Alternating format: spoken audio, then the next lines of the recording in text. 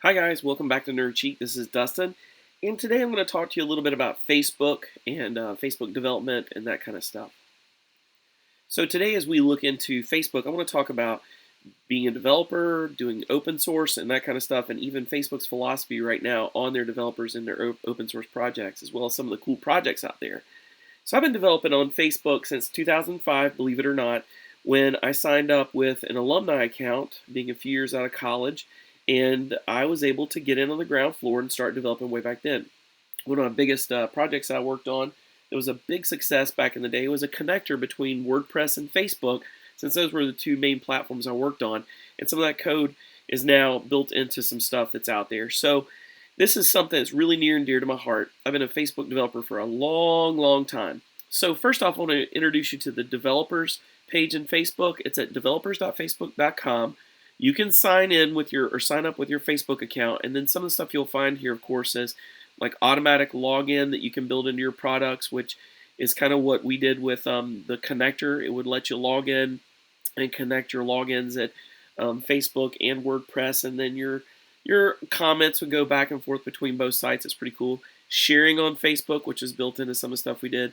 Then there's some more stuff like analytics, which is really happening, mobile monetization, and messenger platform, which is huge. So you can go and check out all these products there.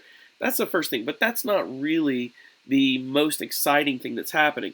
Back in 2013, Facebook said, hey, we're going to have a year of open source. So we're going to start open sourcing everything we can and putting it out on GitHub, and we're going to start making tons of stuff available for developers to develop on and work on, just like WordPress did in their early days. And so some of those amazing projects really took off. So by 2015, 2 years later, there was a huge adoption, like WordPress and Netflix revamping their products with this thing called React. Etsy migrated to their virtual machine product. Box announced a virtual machine product. There's all kinds of other stuff that went on with Dropbox.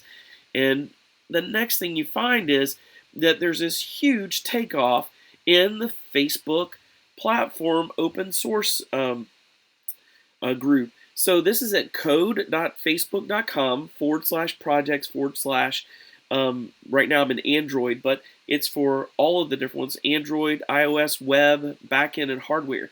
If you're interested in being a part of this, all of these links will be in this video. I just want to point out a couple amazing projects that really took off, and just encourage you, jump in. You can do anything with this. They're letting you have at their code, and it's a lot of fun. Get involved. So the first project I want to point out here is React. React is a really cool project. It was open sourced in May 2013. It's had a huge buy-in, and the JavaScript library for building interfaces has been used by tons of companies already. It has been largely adopted, and so if you want to dig into this, it's really a lot of fun. That's React Native. Rocks SDB. So Rocks SDB is a little more complicated to talk about, but it's really a great program. They open source RocksDB as an embeddable persistent key value store for fast storage in 2013. It was a huge takeoff, and it had a huge increase in commits and forks for the project. It really did well.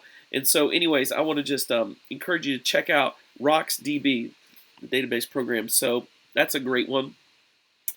Going over to the next one, Presto. Presto is another really cool program. Presto is their distributed SQL engine for running interactive analytic queries against data sources of all size, ranging from gigabytes to petabytes. That is ginormous. And of course, with them doing all that they do at Facebook, you got to know that that thing can do some work. So that's Presto. It's right there. The next one is React. And actually, you know what? I got React and React Native confused. I put React Native at the first. I meant to have this one. So this is React with the flexible JavaScript library. Let me go back to React Native.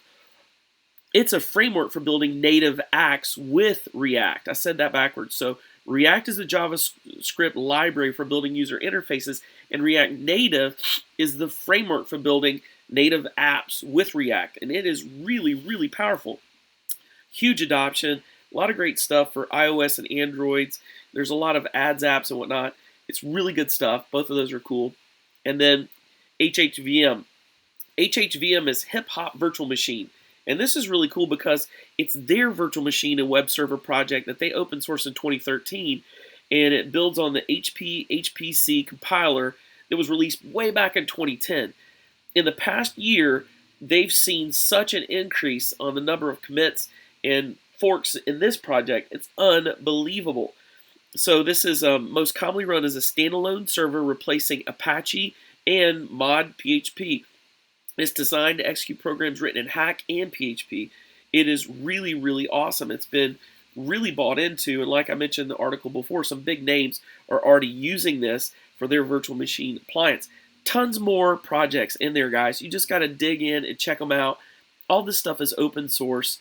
And again, this is just an entry. I'll dig in even more later to these projects and show you some of the stuff that can be done with them and what's being done. But again, get in. Facebook is open sourcing so much since 2013. It's 2016. It's only going to get better, and you want to be on the front end of it. So again, thanks for tuning in to Nerd Chic. Go out there and get coding, become a developer, have boatloads of fun with Facebook. We love to see you inside this code. All right, guys, stay nerdy. Have a great day.